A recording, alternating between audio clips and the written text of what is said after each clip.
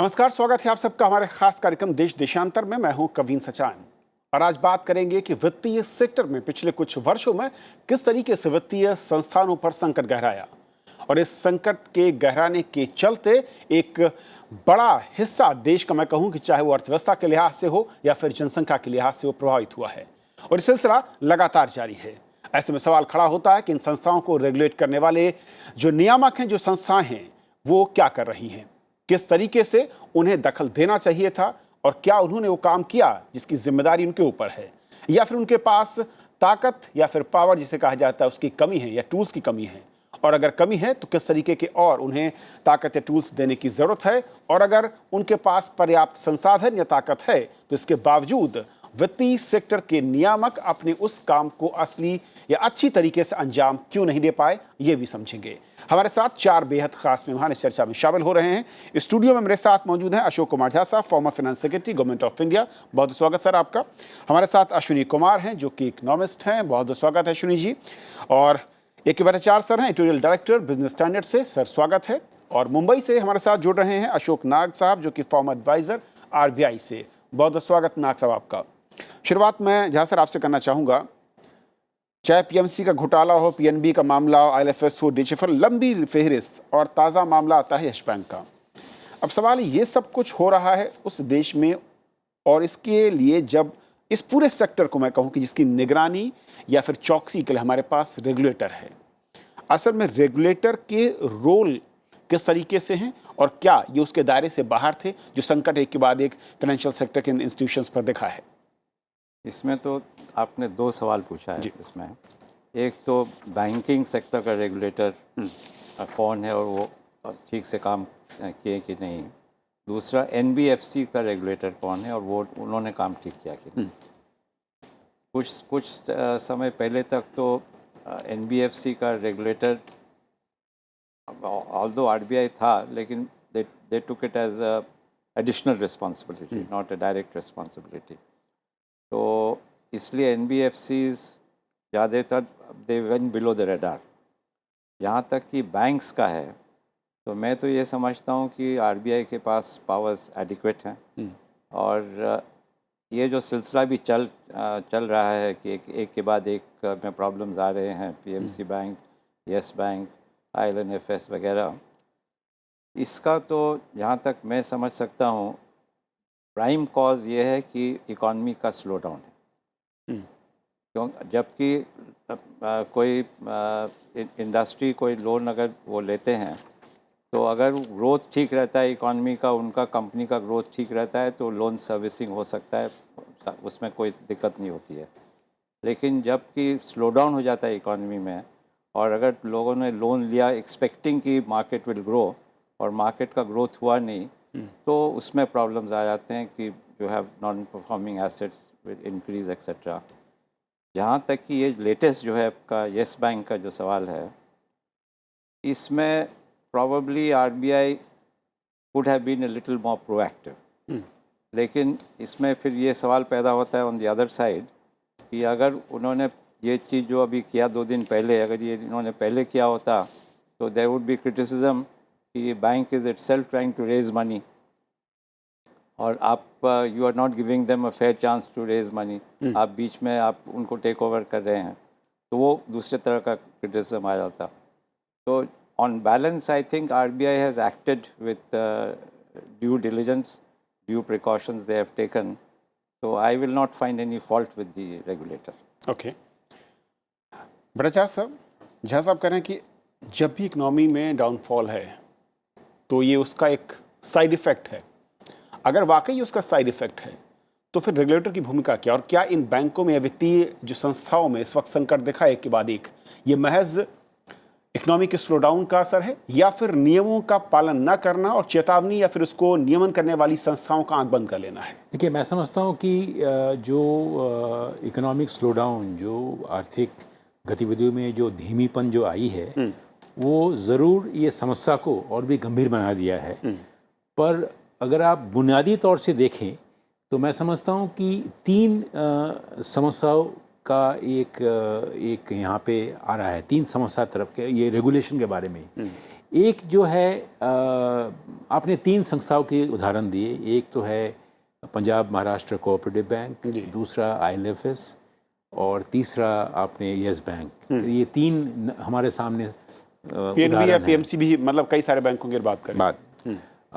अगर आप देखें, एक तो है रेगुलेटरी गैप जिसे कहते हैं, तो मतलब ऐसे फाइनेंशियल सेक्टर की जो रेगुलेशन जो है वो एकदम सीमलेस नहीं है। जैसे कोऑपरेटिव बैंक, उसका रेगुलेशन कौन करता है? उसकी मल्टी रेगुलेशन के अंदर आ जाता है। कोई स्टेट रजिस्ट्रार ऑफ कोऑपरेटिव वो करेंगे, स्टेट गवर्नमेंट करेगी, किसी में ज़्यादा है तो RBI करेगी। तो रेगुलेटरी गैप जो है, मैं समझता हूँ एक वीकनेस है, एक दुर्बलता है, उसको हमें समझना होगा और उसको टैकल भी करना पड़ेगा। दूसरा मैं समझता हूँ कि जो रेगुलेटरी जो सुपरविजन जिसे हम कहेंगे, वो निगरानी कितनी अच्छी रही हो, मैं समझता हूँ वो भी, उसमें भी काफ़ी कमी आई है। और तीसरा है रेगुलेटरी कैपेसिटी। मैं समझता हूँ ये कैपेसिटी जो है, क्षमता रेगुलेशन करने की, उसमें भी बहुत सारी कमियां दिखाई दे रही है।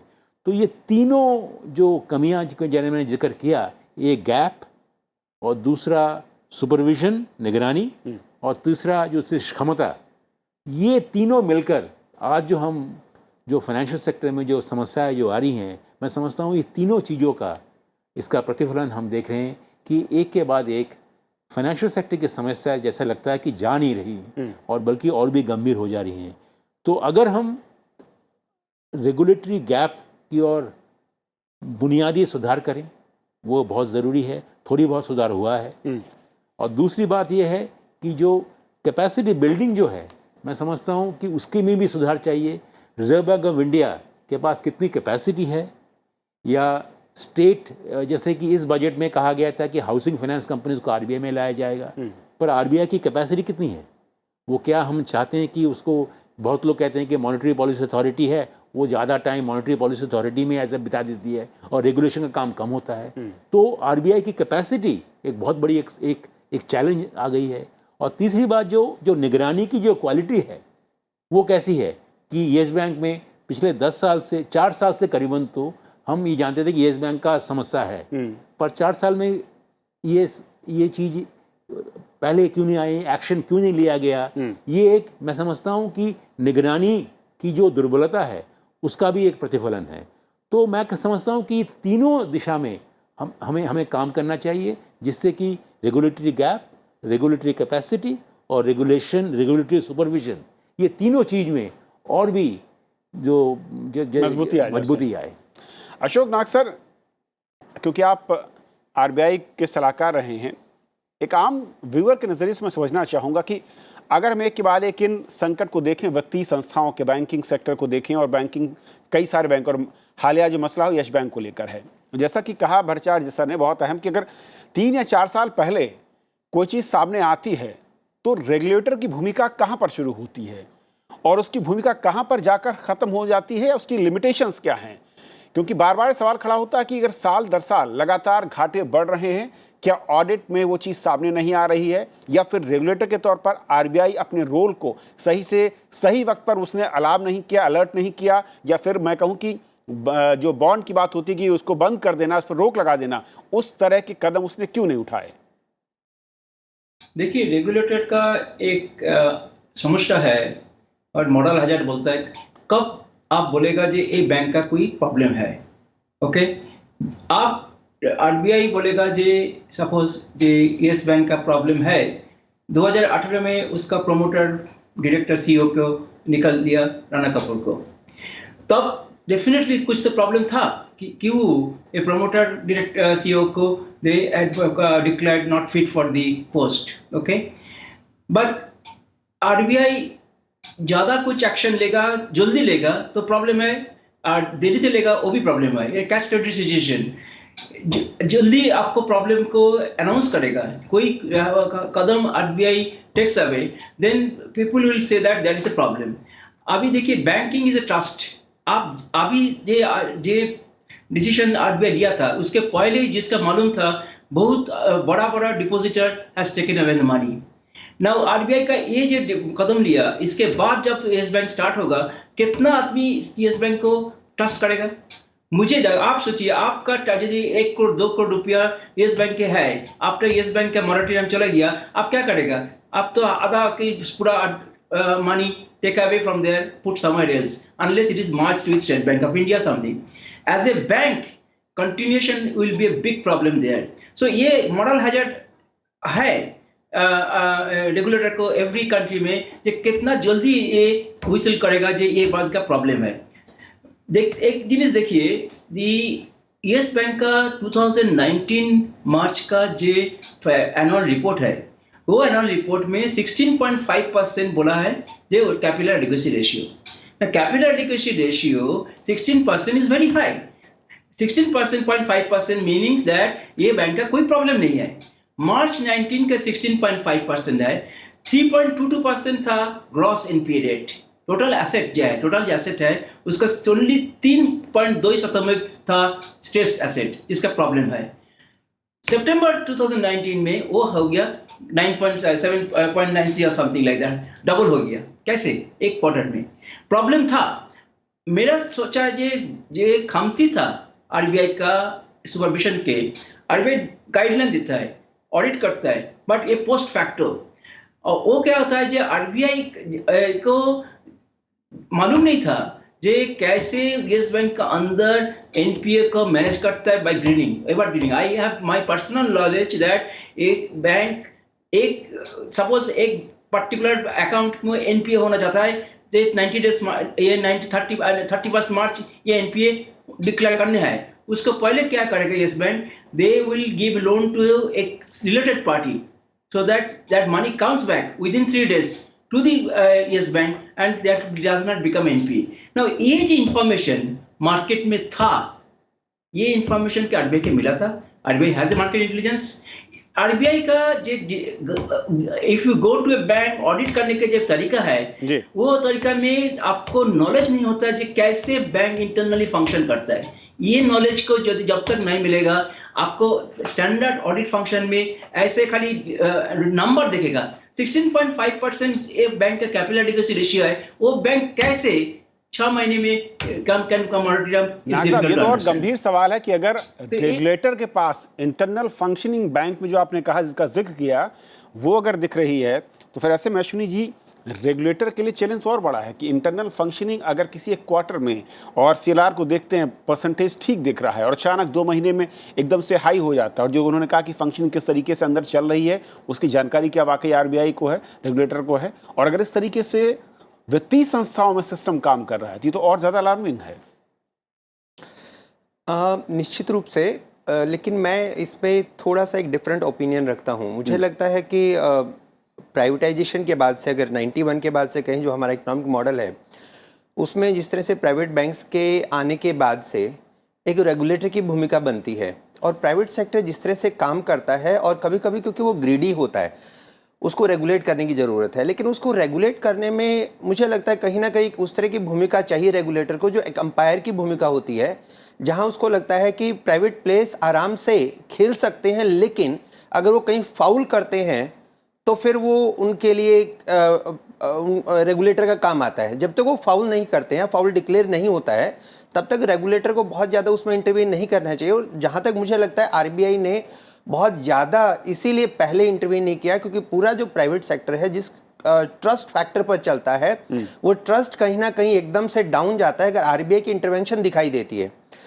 सो प्राइवेट सेक्टर अपने पैरों पर खड़ा हुआ है, प्राइवेट बैंकिंग सेक्टर भी अपने पैरों पर काम कर रहा है और बहुत अच्छे से काम कर रहा है. बहुत सारे प्राइवेट सेक्टर बैंक बहुत अच्छे से काम कर रहे हैं, और जैसे उन्होंने कहा इंटरनल लेवल पर भी अगर आप देखोगे तो येस बैंक बहुत अच्छे से काम कर रहा था. जहां मिसमैनेजमेंट हुई है येस बैंक में, अगर वो टॉप लेवल पर है, या जहां उन्होंने कहा कि इंटरनल ऑडिट में भी जहां जहां प्रॉब्लम्स नज़र आई थी, वो प्रॉब्लम शुरुआती लेवल पर उतनी ज़्यादा नहीं थी जितनी कि सडनली बढ़ गई.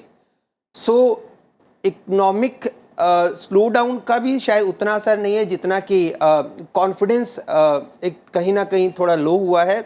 और मुझे लगता है कि आरबीआई को ये मान सकते हैं हम कि शायद थोड़ा सा और पहले एक्शन लिया जा सकता था, लेकिन और पहले एक्शन लेते तो वही एक सवाल उठता कि किसी न किसी लेवल पर इंटरवेंशन बहुत ज़्यादा हो गया है और बैंकिंग सेक्टर में या इस कंट्री में बिजनेस करना डिफ़िकल्ट होता जा रहा है.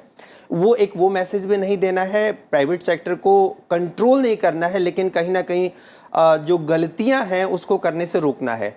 अब यहाँ होने के बाद, ये गलतियां होने के बाद जो भी यस बैंक में हुई है, उसके बाद गवर्नमेंट का जो दायित्व था पर्टिकुलरली आरबीआई का, मुझे लगता है उसने बहुत अच्छे से डील किया है।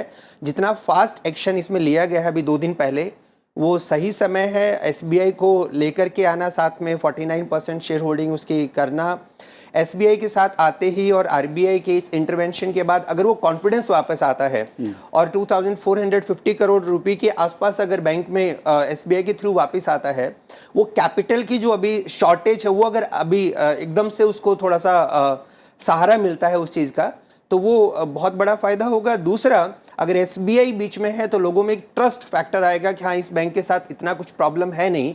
जब एसबीआई साथ है तो इसलिए धीरे धीरे अगर ट्रस्ट रिकवर होगा तो मुझे नहीं लगता डिपॉजिटर भी बहुत ज़्यादा उसमें से विड्रॉ करवाना स्टार्ट करेंगे। शेयर मार्केट में भी ये रिकवर करना स्टार्ट करेगा और एक बैंकिंग सेक्टर में बैंक रन ना हो, वो ट्रस्ट फैक्टर डाउन नहीं जाना चाहिए। मुझे लगता है उसको रिवाइव करने के लिए आरबीआई ने अभी सही समय पर सही स्टेप लिया है।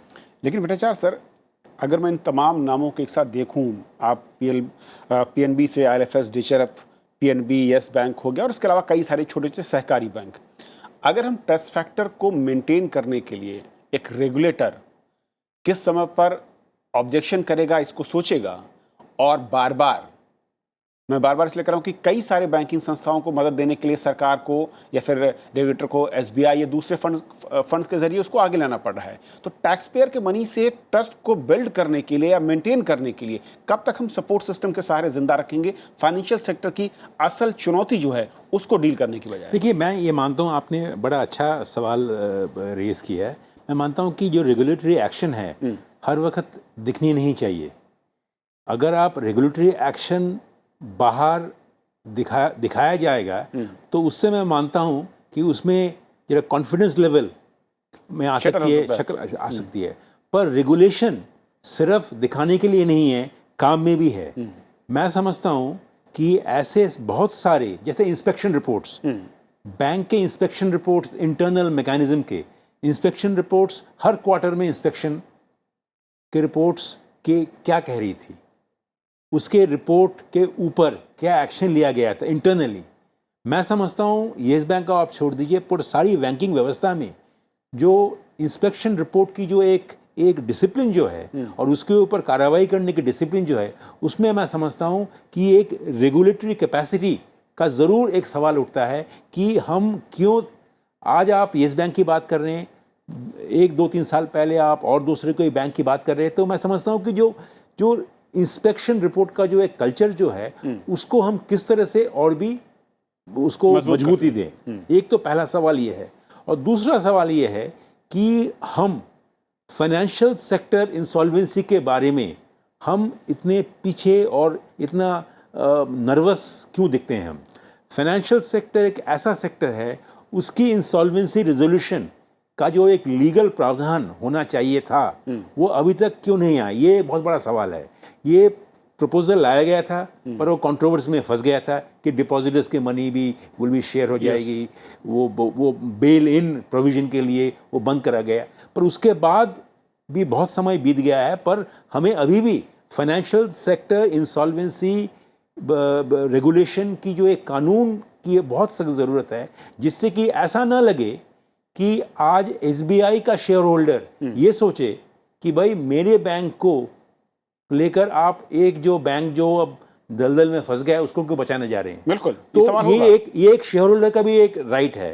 तो मैं ये समझता हूं कि एक तरफ तो है रेगुलेटरी कैपेसिटी की वृद्धि हो, और दूसरी तरफ आप जो कानूनी प्रावधान है उसमें हमें कोई ढील नहीं देनी चाहिए। अगर फाइनेंशियल सेक्टर इंसॉल्वेंसी रेजोल्यूशन की एक ज़रूरत है, उसमें वो कोई कंट्रोवर्सी का कोई अवकाश है, उसको भी देखा जाए। पर कानूनी एक फाइनेंशियल सेक्टर रेजोल्यूशन कि एक कानूनी प्रावधान बहुत सख्त ज़रूरत है, क्योंकि हम ये नहीं देख रहे हैं कि एक बार आईएलएफएस हो गया, एक बार पीएमसी हो गया, एक बार येस बैंक हो गया। अब कब एक जगह तो हमें एक ऐसी स्ट्रक्चर की ज़रूरत है जो हम लीगल स्ट्रक्चर से हम फाइनेंशियल सेक्टर इंसॉल्वेंसी रेजोल्यूशन करवा सके। ओके, या सर, कोई ऐसा मैकेनिज्म या फिर आपको लगता है कुछ ऐसी पावर्स और अगर आरबीआई जैसे संस्थाओं को मिलनी चाहिए ताकि ये एक के बाद एक हम क्वार्टर में नए बैंक का नाम ना सुने और ये फुल स्टॉप है, ये कॉमा की बजाय फुल स्टॉप पे आना चाहिए कि भाई बहुत हो गया अब ये? नहीं, मैं तो नहीं समझता हूँ कि एडिशनल पावर्स उनको चाहिए। अभी पावर्स पर्याप्त है। हैं। मैं तो समझता हूँ कि उनके पास पावर्स हैं। अब जैसे येस बैंक का ही आप एग्जांपल लीजिए, इन्होंने येस बैंक ने एनपीएस कम दिखा रहे थे। आरबीआई का इंस्पेक्शन रिपोर्ट्स 2 साल से बता रहे हैं कि वो एनपीएस जो दिखा रहे हैं वो गलत है। They were showing less than 40% of actual NPAs. पहला साल 4,000 करोड़ के करीब कम दिखाया था। नेक्स्ट ईयर ऑलमोस्ट 8,000 रुपीज़ का कम उन्होंने दिखाया, 8,000 करोड़ रुपीज़ का। तो आरबीआई का इंस्पेक्शन रिपोर्ट्स तो दिखा रहा था कि इसमें कोई प्रॉब्लम है। अच्छा, एनपीएस आप देखिए, 2 साल पहले इनका एनपीएस था येस बैंक का लेस देन 3%, अब हो गया 10% से भी ज़्यादा। अब लोगों का ये विश्वास है कि ये 10% भी कम है, actually NPAs are closer to 20%। तो इसमें तो पावर्स तो हैं आरबीआई के पास, वो कुछ कर सकते हैं। इसीलिए वो, क्योंकि वो एनपीएस कम दिखा रहे थे लगातार, तो इसलिए फाउंडर एमडी को निकाल दिया।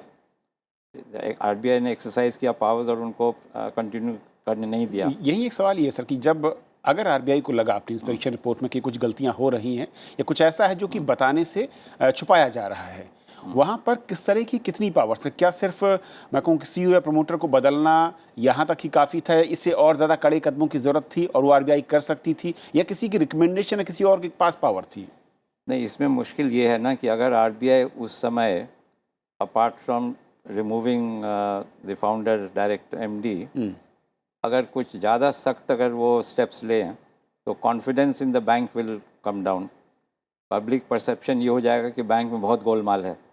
तो एक बार ट्रस्ट अगर चला गया बैंक से तो there will be a run on the bank. Trust तो अब 2 साल के बाद चला गया, तो सिचुएशन तो वही है। हमने ट्रस्ट भी गंवाया, वक्त भी गंवाया, कुछ ज़्यादा कस्टमर्स भी गंवाए। नहीं, लेकिन ये हो सकता है, अभी तो रन ऑन द बैंक हुआ नहीं है ना। अभी तो जो डिपॉजिटर्स के पैसे हैं वही हैं, बैंक में ही हैं, और ये एसबीआई उसको कोशिश करेगा उसको किसी तरह से निकालने के लिए, ये मुश्किल से। लेकिन मैं ये कह रहा हूँ कि अगर आप if you act in haste तो you may further complicate the issue. Okay. So this has to be a very calibrated judgment कि when you need to act. और मैं जहाँ तक समझता हूँ कि if they had acted earlier तो there would have been a problem. अब लोग कह रहे हैं कि अच्छा, why should taxpayers money be used to bail out a private sector bank? I agree with that. लेकिन हमको ये भी हमें we have to remember कि in the last 10 years from 2009 to 2019 public sector banks have been bailed out by over 3 lakh crores, okay, over the years. In fact, even in the last financial year, the amount for recapitalization of public sector banks is 70,000 crores. So about 3.15 lakh crores का तो पहले ही उन्होंने bail out कर दिया इस public sector banks को. So this basically shows, I'm mentioning this not it is a sort of private sector versus public sector bank issue. It's overall banking sector. It is overall banking sector में there is a problem. That is the main thing. Nag sir, बहुत संक्षेप में sir, सही वक्त क्या है कदम उठाने का जो रेगुलेटर्स हैं, या आपको लगता है कि कुछ और टूल्स की जरूरत है या मैकेनिज्म को बदलने की जरूरत है अब? नहीं, देखिए, मैकेनिज्म तो पब्लिक अनाउंसमेंट ज़्यादा जल्दी करेगा, as earlier person told also, ये will create more problem. Okay, bank run start होता है, बट आरबीआई का कोई जिनिस करना चाहिए था। जैसे ये जो प्रॉब्लम है जो 2019 मार्च में जब वो लोग 16.5% एडिक्वेसी बोलता है, वो रॉन्ग नंबर था। अभी वो रॉन्ग नंबर को कौन ऑडिटर्स सर्टिफाइड किया? तो आरबीआई तो एक मैकेनिज्म चाहिए जे नंबर वो डिस्क्लोज करता है, उसका रिस्क मैनेजमेंट, रिस्क पार्टिसिपेशन के डिस्क्लोज करता है एज बाय बेसल III का नॉर्म है। वो नंबर को कैसे करेक्ट है कि नहीं है वो तो इंस्पेक्ट करना चाहिए था। उसको इंस्पेक्ट करने के लिए थोड़ा जिनिस चाहिए था, जो ऑडिटर सर्टिफाई किया था उसको साथ आरबीआई का क्वेश्चन करना था, तो हम ऐसे नंबर क्यों सर्टिफाई किया? 2019 का मार्च लेटेस्ट एनुअल रिपोर्ट में द ऑडिटर क्लेम करता है रिपोर्ट में, डायरेक्टर्स रिपोर्ट में, जे आरबीआई के साथ हमारा कोई difference of the NPA recognition का नहीं है, आरबीआई कोई रिपोर्ट नहीं दिया। ये कैसे वो लिख सकता है? अब मैं तो माने we do not know what has happened inside, but ये स्टेटमेंट कैसे आता है, जैसे एक क्वार्टर के बाद एनपीए डबल के ज्यादा हो जाता है, तो ये definitely the number was incorrect. RBI का डिसीजन लेना, माने आरबीआई के इंस्पेक्शन के ये गलत जिनिस आना चाहिए था। आरबीआई के मालूम होना चाहिए कि क्या डिफिशियंसी है इंस्पेक्शन में, एक जिनिस को they could not catch it. Second thing is that the RBI के इंस्पेक्शन का जो मैकेनिज्म है, बड़ा बड़ा माने ऑस्ट्रेलिया बाई अदर कंट्रीज में देखिए, there are Yes Bank a systematically important bank इस समय डेजिग्नेटेड था। सिस्टमेटिकली इंपॉर्टेंट बैंक के लिए जनरली एक डेडिकेटेड टीम था for continuous inspection through the year, not for particular period.